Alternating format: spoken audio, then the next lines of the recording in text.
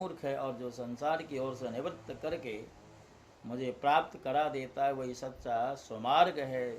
चित्त की बहिर्मुखता ही कुमार्ग है। सत्वगुण की वृद्धि ही स्वर्ग और हे सखे तमोगुण की वृद्धि ही नरक है। गुरु ही सच्चा भाई बंधु है और वही गुरु, वह गुरु है। यह गुरु मैं ही हूँ, भगवान कह रहे। यह मनुष्य शरीर ही सच्चा घर है तथा सच्चा धनी वह है जो गुणों से संपन्न है, जिसके पास गुणों का खजाना है। जिसके चित्त में असंतोष है, अभाव का बोध है, वही दरिद्र है और जो जितेंद्रिय नहीं है वही कृपण है। समर्थ स्वतंत्र और ईश्वर वह है जिसकी चित्तवृत्ति विषयों में आसक्त नहीं है। इसके विपरीत जो विषयों में आसक्त है वही सर्वथा असमर्थ है। हे उद्धव, तुमने जितने प्रश्न पूछे थे उनका उत्तर मैंने दे दिया। इनको समझ लेना मोक्ष मार्ग के लिए सहायक है।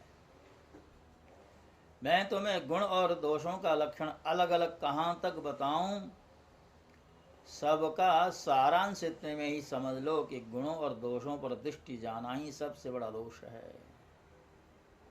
और गुण दोषों पर दृष्टि न जाकर अपने शांत निसंकल्प स्वरूप में स्थित रहे वही सबसे बड़ा गुण है।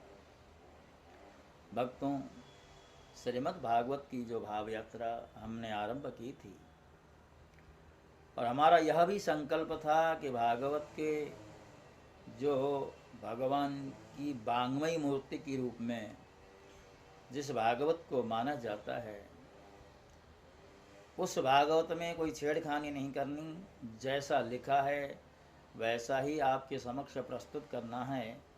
यह हमारा संकल्प आरंभ से ही रहा है।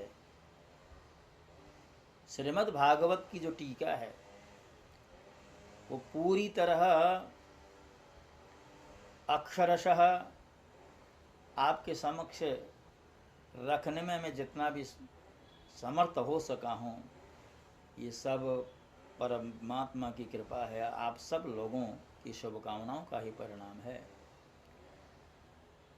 अब इस तरह आज हमने एकादश स्कंद के 19वें अध्याय को पार कर लिया है। अब इस अध्याय में, इस स्कंद में 12 अध्याय शेष रहते हैं और 12वें स्कंद में 13 अध्याय शेष रहते हैं।